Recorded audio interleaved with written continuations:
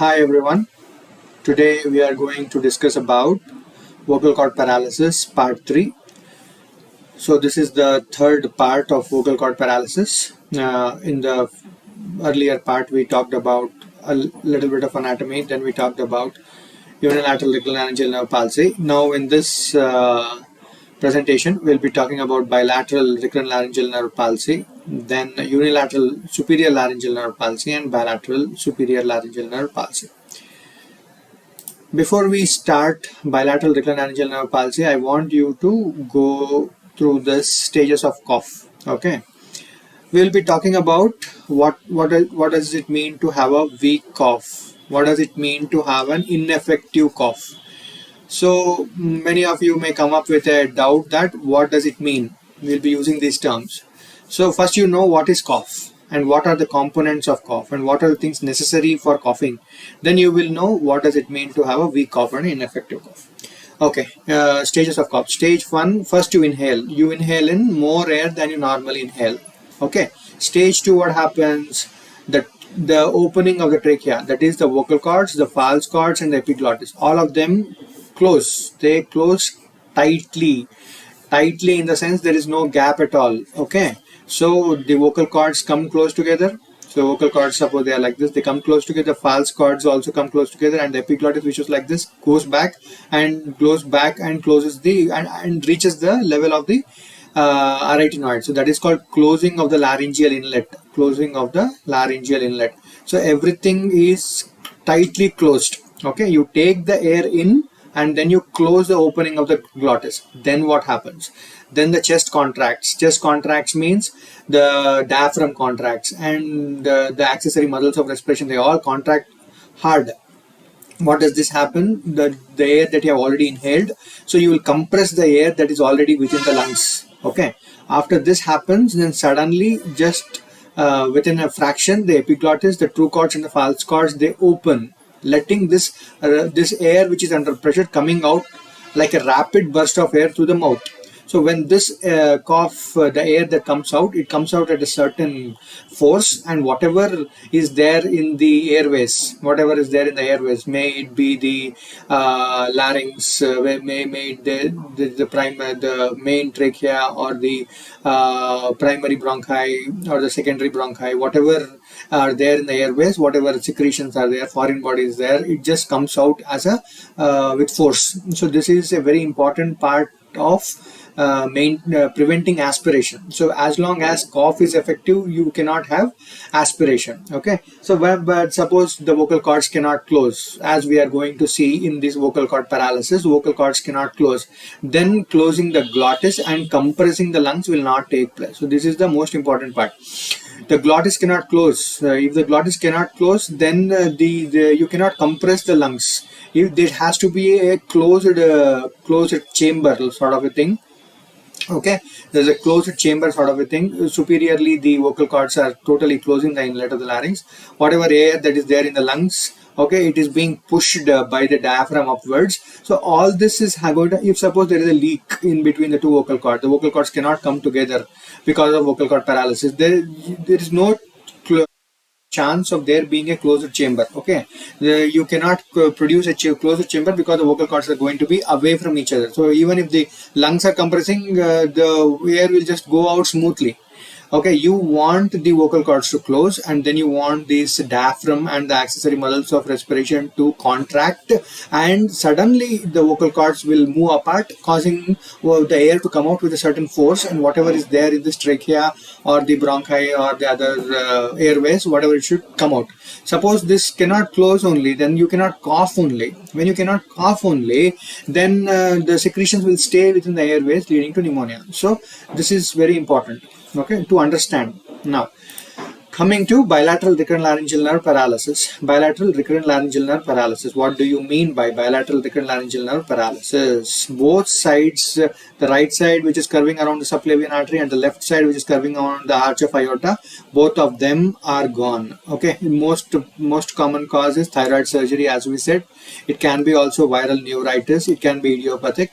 okay, or it can be some carcinoma. So these are the various causes that can cause, but most common is thyroid surgery. Okay, both of the vocal cords, both the recurrent nerves are gone. This is a nightmare for a ENT surgeon, or even a any thyroid surgeon, any surgeon who is doing thyroidectomy. This is a nightmare. Unilateral recurrent laryngeal nerve palsy, even if it happens, there will be a mild weakness. There will be a weakness of the right vocal cord. Suppose the right one is gone, the weakness of the right vocal cord. Right vocal cord cannot move, but it will stay in the median or a paramedian position, and the left vocal cord is normal. So it will push it. It will cross the midline and touch it with touch with the other vocal cord. The left vocal cord, which is normal, touches the right vocal cord, which is paralyzed, and initially there may be hoarseness of voice. Then later the voice also becomes normal. Forget about stridor. Why stridor will not happen? Because the left vocal cord is normal and it can abduct, move away from the midline. Abduct, move away from the midline. So it will abduct, and there is enough space for the air to go in. Okay, cough will also not be affected. Why? Because both the vocal cords come together and they can provide an airtight chamber. Okay, so not much other than mild hoarseness of voice initially, but bilateral recurrent laryngeal nerve palsy is an ENT surgeon's or a thyroid surgeon's nightmare. We are going to see why.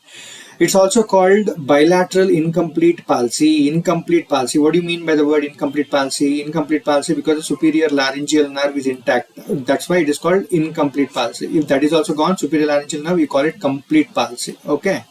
Now, it's also called bilateral abductor palsy. When you use the word bilateral abductor, it means inability to abduct. Inability to abduct. Okay. Inability to move away. Inability to move away. So both the vocal cords are stuck in the midline, or stopped in the midline, or paralyzed in the midline. So they cannot abduct. Okay. Now, just going a little bit about the anatomy, what happens when the recurrent laryngeal nerve gets affected. Recurrent laryngeal nerve has a sensory supply. What does it do? It gives sensory supply to the entire larynx below the level of the vocal cords. Below the level of the vocal cords, it gives sensory supply. And it's also a motor nerve. What does it do? It supplies all the muscles of the larynx except cricothyroid, which is supplied by the superior laryngeal nerve. What does cricothyroid do? Cricothyroid is the main tensor of the vocal cord. It's the main tensor of the vocal cord, and according to Wagner and Grossman hypothesis, it adducts the vocal cord. It brings the vocal cord towards the midline. So in the absence of other muscles, what is cricothyroid? Will be having free day. It can do what it does. There is no other muscle to counteract its effect. So the vocal cord will be tensed and will also come medially. That is, it is in the median or paramedian position. That is what happens. Position of the vocal cord is mostly median or sometimes paramedian. So if you can recall, suppose this is the epiglottis, the vocal cords will be like this, either in the paramedian position, or they can be very close together. It's a median position. So this is what is the diagram showing: bilateral cord paralysis, paralyzed right vocal cord, paralyzed left vocal cord. You can see that the vocal cords are not taut. If you see a normal vocal cord, the vocal cord will be like this, nice and straight. Okay, here there is a bowing of the vocal cord, the bowing of the vocal cord. Okay, the bowing of the vocal cord. And now the vocal cord, if you ask the patient to take a deep breath, the vocal cords will not move away, So this is the only space that this guy has to breathe. The normal, what is the full abduction, what is the space away from the midline? You'll get 9.5 millimeters on the right side, 9.5 millimeters on the left side. So almost 2 centimeters worth of glottic chink is available when you take a deep inspiration. Here, this is the only space he has. Okay, so the glottic chink is inadequate, or glottic chink is reduced. Inadequate, actually. Inadequate. Glottic chink is inadequate, we call it. Okay, what happens to speech? Speech is largely normal. Speech is largely normal. What do you need for the speech to happen? You want the vocal cords to come close together. Only when the vocal cords come close together, they vibrate against each other to produce speech. The vocal cords are already in the midline, already near the midline. So the speech is largely normal. If the vocal cords are a little bit away from the midline, you may get hoarseness. So speech is also largely normal, and hoarseness may be there in some cases. Aspiration. Aspiration, there is no aspiration. Why is there no aspiration? Why is there no aspiration? 1 second, let me just remove this. Why is there no aspiration? Now, for aspiration to be present, one thing is there should be enough space between the two vocal cords. That the glottic gap should be there, and the vocal cord should not be having the ability to go towards the midline. So the vocal cords are away from midline. Bilateral adductor palsy, inability of the vocal cord to adduct. So this is like they are already in adducted position, already close to the midline. So vocal cords are fine enough. The problem is not there. Second one, the superior laryngeal nerve paralysis should be there. So when there is superior laryngeal nerve paralysis, there is anesthesia of the entire larynx above the level of the vocal cord. So the epiglottis or epiglottic folds, whatever is there, that part, the superior part, the larynx above the level of the vocal cord, that is having no anesthesia. That is anesthesia. And that means if any food particle comes, it will not be able to sense it. So here there is no such problem. Both the superior laryngeal nerves are intact. That's why we are using the word incomplete palsy. Okay, and also cough. Cough is also the third important part that prevents aspiration. So cough, what happens in cough? It has to be effective, as I recently just now talked about in the previous slide. The vocal cords should be able to come close together. Then you take inhalation first, and then the vocal cords will be able to come close together. Then you compress the lungs with the diaphragm moving up, and then you suddenly open the glottis, and whatever the secretions go out. So cough also, for the cough to be effective, what is important? The vocal cord should be close to the midline. The vocal cord is already close to the midline. So cough is also effective. So all the three things which may cause aspiration are not there in this case. So aspiration will not be a problem in this case of bilateral reticularyngel nerve paralysis. Coming to respiration. Now this is the most important thing about bilateral reticularyngel nerve palsy, and this is why all the ENT surgeons or all the thyroid surgeons, all the general surgeons who perform surgery are scared of it, because reticularyngel nerve paralysis. The vocal cords, now what is the situation? The vocal cords are close to the midline. You have a bilateral abductor palsy, inability to abduct. The vocal cords are close to the midline, okay, and they cannot move away, okay. So whatever is, when you want to take a deep breath inside, the vocal cords will not be able to move away. So the patient is going to present with stridor, because there is respiratory obstruction. There is obstruction at the level of the larynx. There is obstruction at the level of the larynx, okay, at the level of the vocal cords, So the patient is going to have stridor. Stridor means what? Stridor is noisy breathing. So because there is a block, there is obstruction at the level of the vocal cords, so that there will be noisy breathing. Why noisy breathing is because of this airflow being obstructed. Okay, so what does that lead to? That leads to dyspnea or shortness of breath. He is not getting enough oxygen. The patient is not getting enough oxygen through the vocal cords, because the vocal cords are not able to move away from the midline. Now this one, we can have this kind of a presentation. The presentation is like this. Patient underwent thyroid surgery. He underwent bilateral thyroidectomy, or we can call it total thyroidectomy. And after total thyroidectomy, patient came out of anesthesia. He also went home. He complained of a little bit of hoarseness of voice, but he was fine and he went home. Post-op also, patient is lying down in bed, not much of exertion. His oxygen saturation is also normal. The surgeon thought that he is normal and he sent him home. Then what happens? He tries to walk up a staircase. Then the oxygen that is needed for him to do this exertion, to do this activity, is not enough.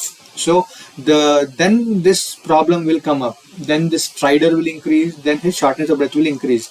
And also we have this classic presentation that patient will have this bilateral abductor palsy or bilateral reticularyngel nerve palsy, and then he had an acute infection, suppose like an acute rhinitis. Then whatever the space is there in between the two vocal cords, there may be mild edema, as in upper respiratory tract infection, and that is enough to completely close the glottis, and the patient's oxygen saturation will fall down precipitously. And there have been cases probably that the patient can also end up with death. Okay, so that can also happen in this case of bilateral reticularyngel nerve palsy, and that is why people are scared not to injure both sides of the reticularyngel nerve. So what is the presentation? How does the patient present? He is not going to present with hoarseness of voice, because vocal cords are close to each other. He is going to present with stridor, that is noisy breathing. He is going to present with, it is called life-threatening palsy. He is going to present with dyspnea, shortness of breath. is going to present with dyspnea, and as it is written here, stridor is seen only in this palsy.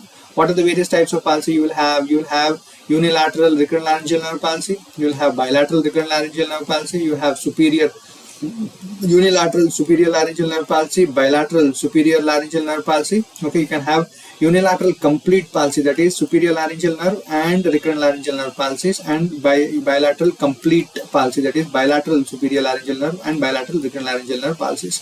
So these are the various types of palsies that we have, 6 types of palsies here. So in all this, stridor is seen only in bilateral recurrent laryngeal nerve palsy, and this is something that you have to remember. Bilateral recurrent laryngeal nerve palsy is the only palsy in which you will find stridor or difficulty in breathing or noisy breathing. Okay, what is the management? When there is no airway, what you do? You immediately go for a tracheostomy. You provide a, suppose this is a patient, and this is stridor because of bilateral recurrent laryngeal nerve palsy. Both the vocal cords are not moving apart, so there is obstruction at this level. So you go at the level of the second or third tracheal ring and put a tracheostomy tube. So you're providing an alternative airway to enter into this place. Okay, so the patient can breathe through this, as that is the emergency thing that we do. We can put a tracheostomy first whenever the patient is having difficulty in breathing, shortness of breath, is not able to maintain oxygen saturation. What do? You just do not think about the diagnosis first at that moment of time. First thing, you take the patient to the minor operation theater or wherever it is possible, and as early as possible do a tracheostomy, emergency tracheostomy. Once the emergency tracheostomy is done, patient's life is fine. You have enough time to search for the diagnosis and treat the cause. Once that is done, then later on you go for vocal cord lateralization. What is the problem? Problem is the two vocal cords are close to the midline and inability to move apart. Okay, now you take the vocal cord and bring it to that side, so you are providing enough space here. Okay, so we will see this now. Now coming to vocal cord lateralization. Vocal cord can be lateralized by chordectomy. You are removing a vocal cord. Suppose this is the epiglottis, and this is the right-sided vocal cord that is paralyzed, recurrent laryngeal nerve palsy. It is in the median or paramedian position. Left side is also median in paramedian position, but you take it and push it to that side. Okay, you push it to this side. You can either remove a part of so there are many parts of the cord, right, vocal cord. You have the epithelium. If you remove the epithelial part, you call it epithelial chordectomy. Then you remove the subepithelial part. Then the ligament is also removed, subligamental chordectomy. And then if there is a muscle, the vocalis retinoid muscle is that also you remove. And sometimes you remove, in addition to that, you remove the ventricle also. You remove the epiglottic fold also. So these are the various steps. What are the various types of chordectomy that you can do depending on the requirement that you have. You want to remove a part of the vocal cord so that there is enough space for the patient to breathe. You can either do it with a cold knife instrument or with laser. Okay, thyroplasty type 2. Thyroplasties, there are 4 types of thyroplasty, as we are going to talk about in the last section. This is called thyroid framework surgery. Thyroid framework surgery means you are doing something to the thyroid cartilage. When you are doing something to the thyroid cartilage, you call it thyroid framework surgery for vocal cord lateralization. So this may not come, it may not be important for the undergraduate level, but if you know, you will be able to remember, and hence I have added this. In this, what we do, step one, make an incision in the midline. You make an incision in the middle of the thyroid cartilage. Once you have made an incision in the middle of the thyroid cartilage, you push the 2 lamina of the thyroid cartilage away from each other. When you are pushing the lamina of the thyroid cartilage away from each other, then what happens? The vocal cords also get lateralized. So there is a space in between the 2 vocal cords. Now, if you leave it behind, what happens? They will come close together. Then you take this titanium bridge. Okay, you take this titanium bridge and you put it here. This is this part of the titanium bridge. This is this part of the titanium bridge, and this part goes in the middle. So that is providing a gap. After you have cut it, you have produced a gap, and that gap you are putting a titanium bridge. Okay, by putting a titanium bridge, you are keeping the 2 lamina of the thyroid cartilage away from each other, so that the 2 vocal cords also go away from each other. Okay, and then you fix the titanium bridge to the thyroid cartilage with sutures. So this is called thyroplasty type 2. We will come to thyroplasty types in the final section. Okay, the final thing is the laryngeal re-innervation procedure. Laryngeal re-innervation procedure is rarely done, but it is understood. You have to understand that this rectolaryngeal nerve is not functioning. Okay, this is the larynx and this rectolaryngeal nerve is not functioning. So you give an incision, you cut the rectolaryngeal nerve, and then you take the ansa cervicalis nerve and you anastomose to the superior part of the rectolaryngeal nerve, in the hope that this innervation, this ansa cervicalis nerve will provide enough innervation to the rectolaryngeal nerve to function. So this is called laryngeal reinnervation procedure. You do it by this. The goal is to restore vocal cord function by anastomosing the intact part of rectolaryngeal nerve with the ansa cervicalis nerve. You don't have to go so deep into it, but for you, if I just say laryngeal reinnervation, you will not be able to remember it. So laryngeal reinnervation means you are taking a rectolaryngeal, this is the rectolaryngeal nerve, and there is some damage to the rectolaryngeal nerve here. You make an incision here, and this is the intact part of the rectolaryngeal nerve, and then you take the ansa cervicalis nerve and you anastomose to this, so that this part which is supplying the muscles of the larynx start functioning. Okay, so that is called laryngeal reinnervation procedure. So what is the management like in bilateral rectolaryngeal nerve palsy? Bilateral rectolaryngeal nerve palsy presents with stridor because the vocal cords cannot move apart from each other. Why? Because all the muscles of the larynx are supplied by the rectolaryngeal nerve except the cricothyroid. Cricothyroid's function is to adduct and tense the vocal cord. Basically, it's a tensor of the vocal cord, and also adducts. Adducts means bring close to the midline. So the vocal cord of the both sides will be near the midline. When they are close to the midline and they cannot move away on inspiration, patient is going to present with stridor, dyspnea, and this is also called life-threatening palsy. So what do we do? What is the management? Immediate management when the patient comes to you with stridor. Any stridor, you first do a tracheostomy. Okay, you bypass the larynx and you put a opening in the trachea, second, third tracheal rings, and you stabilize the patient first. Once the patient is stabilized, you do the endoscopy, you do what all the the assessment of stridor that we have talked about in our stridor part. After assessing it, we have diagnosed now that the patient is having bilateral rectolaryngeal nerve palsy. The vocal cords are not moving away when you ask the patient to take a deep breath. Then you do, in a very like an elective setting, you take the patient to the operation theater and you can either do chordectomy. You can remove a part of the vocal cord depending on how much of vocal cord you want to remove. You can remove the epithelium, you can remove the Rinke space, you can remove the ligament, you can remove the thyroarytenoid muscle, vocalis muscle, or you can remove the ventricle, false cord, etc. All that, if you remove, that becomes a chordectomy. Okay, you can do it with a laser or with a cone knife. Now coming to what is thyroplasty type 2. Thyroplasty means it is a thyroid framework surgery. So here, what is your goal? You want to bring the two vocal cords away from each other. So you make an incision in the midline of the thyroid cartilage and then you fix it with a titanium bridge so that it does not come back together. So this is called thyroplasty type 2, which is lateralization of the vocal cord. Thyroplasty type 1 is medialization of the vocal cord. We will come to that. Laryngeal reinnervation procedure is described here. The part of the rectolaryngeal nerve which is intact, which is functioning, you take it and you anastomose it to the ansa cervicalis nerve to give it some chance that this nerve will get some stimulus and it will be able to function. So this is the management of bilateral rectolaryngeal nerve. Now coming to unilateral superior laryngeal nerve paralysis. Unilateral superior laryngeal nerve paralysis. What is superior laryngeal nerve? Superior laryngeal nerve is the first branch of the vagus, of the 10th nerve. Okay, it gives two branches, the external branch and the internal branch. Internal branch goes inside the cricothyrohyoid membrane and it supplies the larynx above the level of the vocal cords. Okay, so interlaryngeal branch leading to, so when this nerve, the superior laryngeal nerve, gets cut, the interlaryngeal nerve will not be able to function. So there is anesthesia above the level of the vocal cords. Anesthesia above the level of the vocal cords. What does the external branch do? External branch will supply the cricothyroid muscle. This is the cricoid. Okay, this is the thyroid. So the cricothyroid goes like this. So this is supplying this. So that is gone. So cricothyroid is gone. Cricothyroid is gone. Cricothyroid cannot function in unilateral superior laryngeal nerve paralysis. External laryngeal branch leading to cricothyroid muscle palsy, which leads to loss of adduction and tensor functions of the vocal cord. Adduction and tensor functions of the vocal cord. Now, coming to what happens to the position of the vocal cord. What are the various functions of the vocal cord that we have? One is adduction, bringing it close to the midline. Abductor, bringing it away from the midline. Okay. and tensor of the vocal cord when you are trying to modulate your speech, and relaxation of the vocal cord. Okay, relaxation of the vocal cord and tension of the vocal cord. So what does cricothyroid do? Cricothyroid is a main tensor of the vocal cord, and it is a adductor of the vocal cord. Okay, because cricothyroid is not the only adductor. You have the lateral cricoarytenoid, which is one of the main adductors. Okay, so it causes adduction is not affected.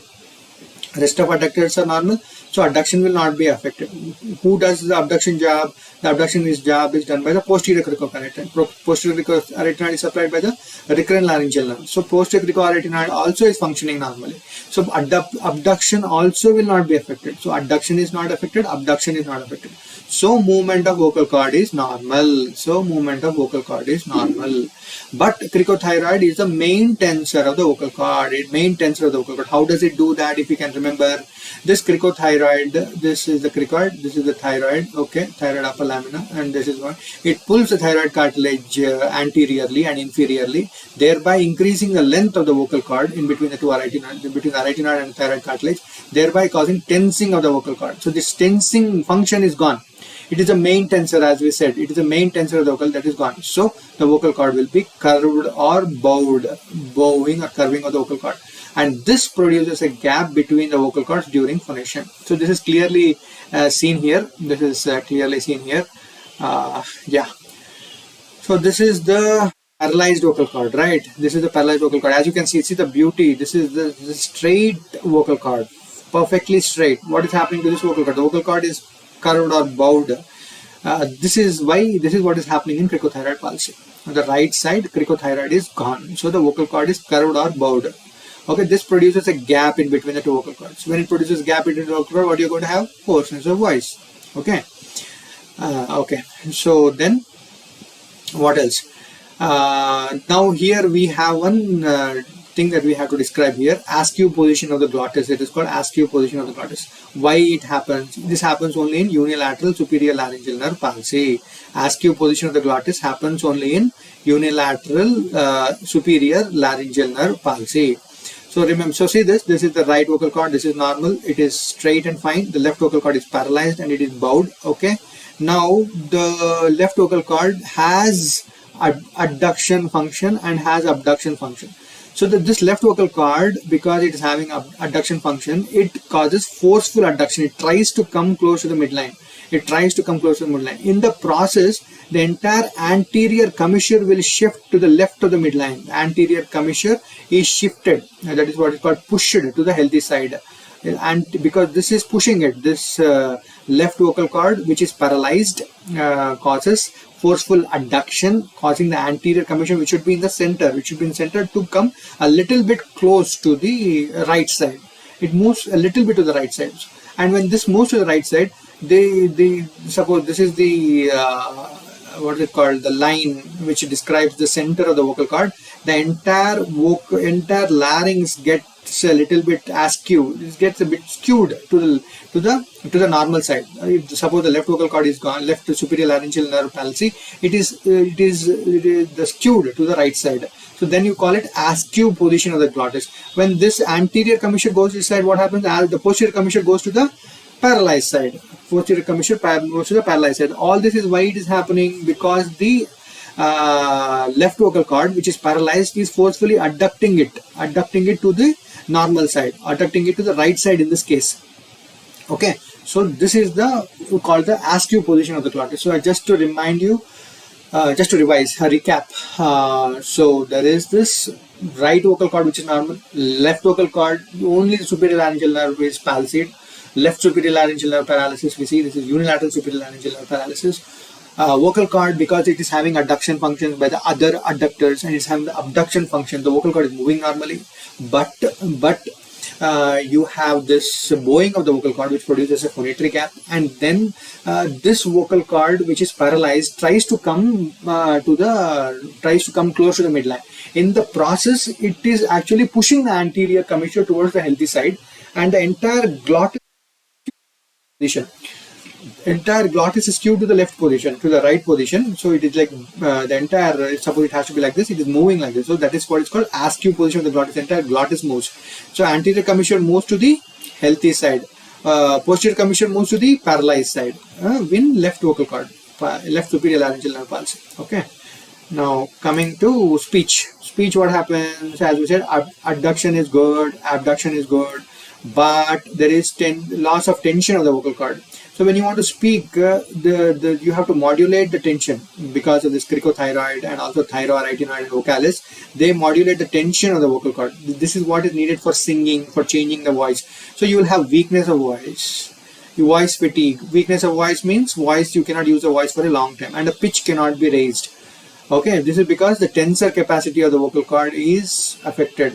When you tense the vocal cord by the cricothyroid is pushing the thyroid anteriorly, causing the vocal cord to become tense. It is increasing length, so the frequency can be increased. Frequency can be increased. So that cannot happen when the cricothyroid function is gone because of superior laryngeal nerve palsy. Okay. So because of this, there is loss of timbre or quality of voice. If you are a singer or if you use your voice, you can easily find out that the patient's superior laryngeal nerve is gone. Otherwise, very difficult to say. If you are a normal speaker, you will not be using your voice in such a finer way. So they say that unilateral superior laryngeal nerve palsy will mostly go unnoticed. But if you are a singer or if you use your voice, there will be weakness of the voice, because all these are because of cricothyroid function, cricothyroid not able to function properly. Weakness of voice, there will be voice fatigue, there will be pitch cannot be raised, and all this lead to loss of timbre of voice. Okay, loss of timbre of voice. Aspiration. So aspiration, as we talked about in the last bilateral reclinal nerve palsy, you need three things, right? One thing is vocal cords should not be able to come close to each other. There should be a gap. There should be a glottic gap. Second one, the sensation above the level of the vocal cords should be gone. And the third one, the vocal cords should not be able to come close together and form a airtight chamber. Okay, all these three things, if they happen, you will have aspiration. But because other things are normal, vocal cords, you can bring it close to the midline, and also because you can bring it close to the midline, cough is also effective. Okay, so but there is sensation on the one side is gone. So this can lead to occasional aspiration. Cough is largely effective. There may be a mild problem, but it's largely effective. It is not going to affect the cough that much. So the patient is not going to present to you with aspiration. He is going to present to you with mild hoarseness of voice. Respiration is normal. There is no stridor. Why? Because both the vocal cords, abduction is preserved. As long as the abduction is preserved, the vocal cords are able to move away from the midline, then the space is enough. So the patient is not going to present in stridor, not going to present in dyspnea. Management is conservative. As you can recall, unilateral reclinal nerve palsy also management is conservative. Unilateral superior laryngeal nerve palsy also management is conservative. Okay. Now coming to bilateral superior laryngeal nerve palsy, both sides superior laryngeal nerves are gone. So both sides cricothyroids are paralyzed, and there is anesthesia of the larynx above the vocal cords. So I don't have to explain much. One side the superior laryngeal nerve is supplying, external laryngeal branch is supplying cricothyroid, internal laryngeal branch is giving sensory supply above the level of the vocal cord. So both sides is gone. Now the patient is going to have aspiration. Okay. Now what is the position of the vocal cord? There we said there is one vocal cord is bowed. Here both the vocal cords will be bowed. Both vocal cords are bowed. So what did we talk about? Speech in unilateral superior laryngeal nerve palsy. We said weak voice. We said voice fatigue. We said the loss of timbre. Here there is weak husky kind of voice. When the vocal cords cannot meet together in the midline, they cannot meet together in the midline because the tension quality, the vocal cord is going to come close to the midline, but the tensing of the vocal cord that is needed for the vocal cords to properly approximate with each other and to give a good voice, that is gone. So this husky voice is characteristic of bilateral superior laryngeal nerve palsy. So if you write husky voice, you will be correct. If you can remember, it's very good if you can remember husky voice in bilateral superior laryngeal nerve palsy, because both the vocal cords have lost their tensing capabilities. Aspiration is present. Because both the superior laryngeal nerves are gone above the level of the vocal cord. So suppose these are the level of the vocal cord, this is the epiglottis and all that, the entire sensation is gone. So if any food particle comes, you will not be able to sense it. So it is going to pass through the epiglottis or the supraglottis and is going to enter into the glottis. Through the glottis it may enter into the trachea also. So when it comes into the trachea, then you will be perceiving it because reclinal laryngeal nerves are intact. superior laryngeal nerve till the level of the glottis, you will not be able to perceive it only. So because there is a chance that this food particles will go inside, so one problem is there because sensation is gone. Second problem is also there. There is a glottic gap. There is a small gap, but there is a glottic gap. So all this will cause the aspiration to become the presenting symptom of this case. Glottic gap is present due to bowing of the vocal cords and also weak cough. So you are having all the three things which can predispose this patient to aspiration. So anesthesia is present above the level of the vocal cords, there is a glottic gap, and there is a weak cough because the vocal cords cannot come completely close together and cannot totally produce a airtight chamber for the lungs to compress, lungs to be compressed by the diaphragm. So weak cough. So all this is going to cause the patient to present with aspiration. So aspiration is a presenting feature of bilateral superior laryngeal nerve paralysis, whereas stridor is the presenting feature of bilateral recurrent laryngeal nerve paralysis. So stridor is seen only in bilateral recurrent laryngeal nerve paralysis and no other paralysis. Respiration is normal. Why no stridor? Why? Because both the vocal cords can move away from the midline. They can move away from the midline. So when they move away from the midline, abduction is not affected at all because it is supplied by the posterior, because it is done by the posterior cricothyroid, which is supplied by the recurrent laryngeal nerve. So abduction function is there, so respiration will be normal. So how do you manage this case? What is the problem? Problem is aspiration. Aspiration means what? Food that has to go into the esophagus. Food that has to go into the esophagus is now going into the trachea. So now what do? You close the trachea. That's all. That is called epiglottopexy. You close the trachea. If you close the trachea without providing an opening tracheostomy, then how will the patient breathe? So in this case, this is a modification of epiglottopexy where you take the epiglottis, this is the epiglottis, this is the araepiglottic fold, and you bring it back and you suture it to the araepiglottic fold and the arytenoids. You can either make it complete blockade, where you will need a tracheostomy in this case, where you will need a tracheostomy, or if you leave a little bit of opening, as in this case, if you keep a little bit of an opening, then that may be enough. That is called residual airway. But anyway, you have a tracheostomy because that is going to take care of the air part, and this is going to stop the aspiration from happening. So the management is tracheostomy plus epiglottopexy. This is what you have to write it in your exams: tracheostomy plus epiglottopexy. Pull down the epiglottis, suture it to the two araepiglottic folds and arytenoids to close the inlet of the larynx to prevent aspiration. Remember, this is a reversible procedure. In the last one, we are going to talk about the totally you close the epiglottis, close the supraglottis completely. Okay, this is a reversible procedure. Okay, with this we come to the end of this presentation.